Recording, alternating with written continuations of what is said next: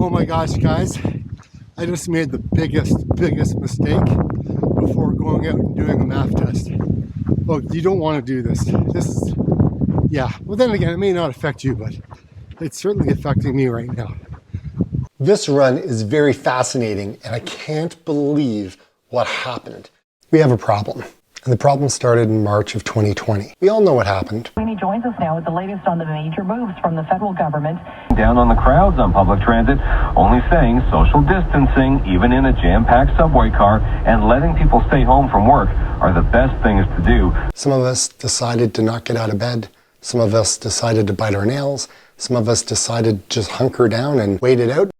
And some of us just tried to figure out what we were going to do with our day. I basically decided that I was going to start drinking coffee. I have no idea why. I was seeing all these coffee ads come up on my YouTube videos that I was watching, and it got me intrigued to think, oh, I could maybe try it and see if I like it. And it kind of was cool, and I started to enjoy it. The problem is I started to enjoy it too much.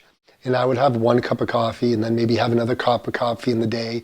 And then I would get these big mugs and I would like have 2 cups of coffee and then have more and more. And I found that I started to drink way too much. I went out for a run on Sunday. All right. Now, this was a very fascinating run because I had consumed a cup of coffee before my run. And it was about 2 hours and a bit, and I had a little bit of food in there as well. Guys, let me tell you, it wasn't very great. It has to be done. It's time to do my first MAF test, 2022. 100 meters in, and I already got to walk. This is going to be a long process, guys. Woo, but I'm up to the challenge. At least I'm outside. But look at this, I'm literally just walking. How is this possible? What the heck is going on? I don't know. Once I get back, I'm going to be able to diagnose what the heck is going on. But holy Toledo, that's insane. I'm literally just started. I must be stressed out or something. Could have been the coffee. Could have been the time of day. Could have been I just ate about 3 hours ago. Heck, I don't know.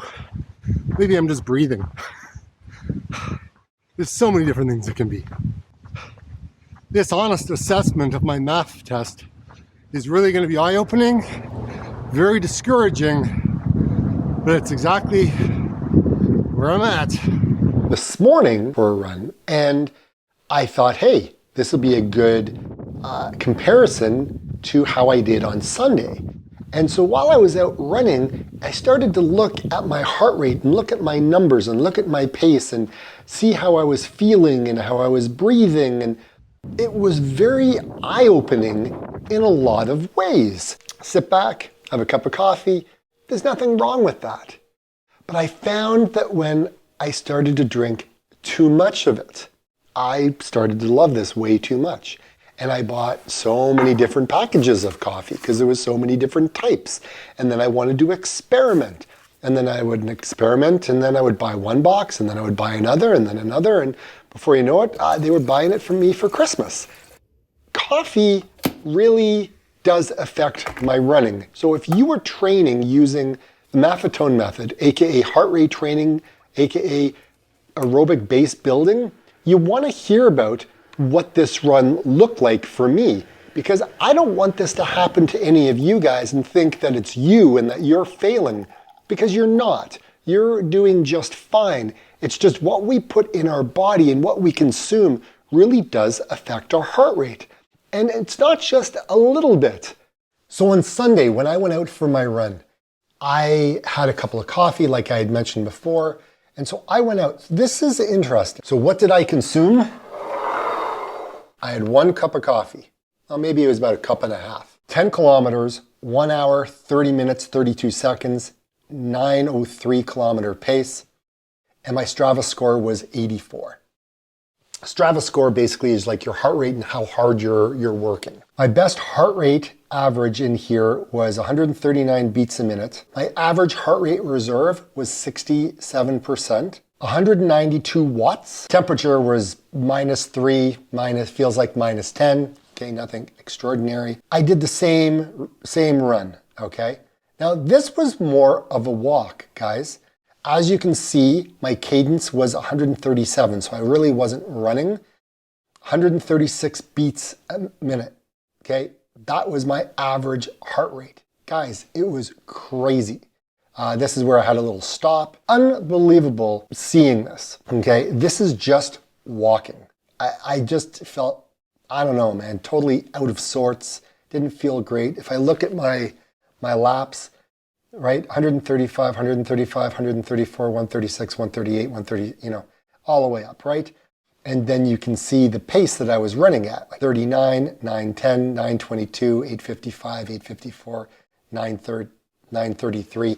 Look, you can, this is what it was. Felt discouraged. I felt like, what on earth is going on with me? I couldn't understand. And then as I was running, I started to have these aha moments going, this is what I did. So I had a cup of coffee, okay? I had some carbohydrates the night before. Like when I say carbohydrates, I mean, I had, you know, some pasta, homemade pasta that we made. I had a few other things. And I don't know, it could be that I am carbohydrate intolerant. It could be that, I don't know. But I'm gonna say that it's the coffee more than anything else. If I look at my run from this morning, this is awesome. 10 kilometers, 1 hour, 24 minutes, 23 seconds, 8:26 kilometer pace. My Strava score was 85, basically the same as it was on Sunday, but I was so much faster, okay? My best 20-minute heart rate was 137. My heart rate reserve average was 67, and my watts was 210. So I was actually putting out more watts because obviously I was running, but my heart rate, let's look at this, when we go down, -3 felt like -8, so basically it was fairly close to what it was the other day. All right, interesting. Let's take a look at the laps before we take a look at the average heart rate. So my heart rate on the laps were 136, 136, 136, 136, 138, 137, 137, 138, 137, 138. Okay, very cool. I was very consistent. I was very pleased with the numbers I was looking at. So pace, 757, 910, 853, 827, 815, 808, 836, 835, 804. Very cool. Very happy. Way faster than Sunday, guys. Way faster. Now, if I look at what my average heart rate was, so yes, there was a little bit of walking involved, but there was also running involved. Okay, so it was a little bit of a combination. So I kind of did a lot of running at the beginning, a little bit of walking, a little bit of running, a little bit of walking, and then it kind of got into that because it was a little bit more kind of hills all the way around. 149 cadence, because it's kind of hard to have proper cadence when you're walking in there. 137 beats a minute. My pace, 8:26. Guys, one change, a cup of coffee, right? Unbelievable what this stuff does to me. It may not do it to you. You may not have any other issues when it comes to that. But for me, this is huge. So again, for me, ditching the coffee is where it needs to happen. I can have it after a run maybe, but maybe I just need to kind of dial it back and go, hey, we don't need that anymore. Why don't you stick to your herbal teas, Dave? Why don't you stick to the non-caffeinated stuff?